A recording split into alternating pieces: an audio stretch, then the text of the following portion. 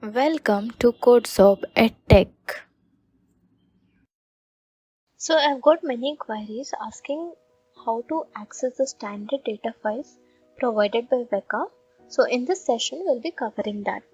So first we need to find the location of the files in order to access them. So what I'm going to do is I'm going to type Weka over here.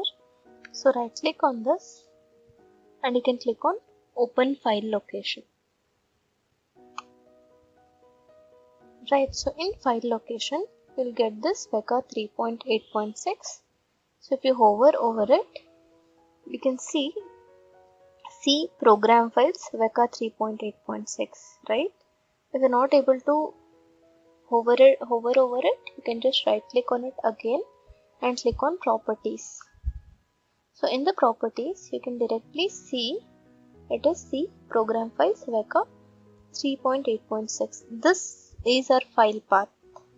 So we're going to open this file path and this is where the data files will be stored. So I'm just going to close this and I'm going to go to C program files.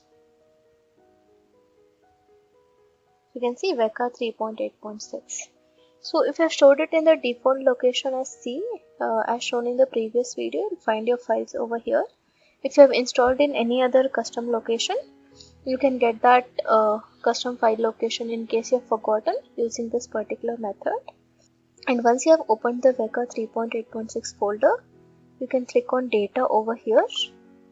And here this is where you will get the data files provided by Weka. This is one way to access the data files.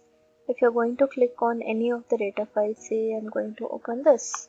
So if I double click on this data file, it will open in Weka. You can see this. This is one way to open your file location.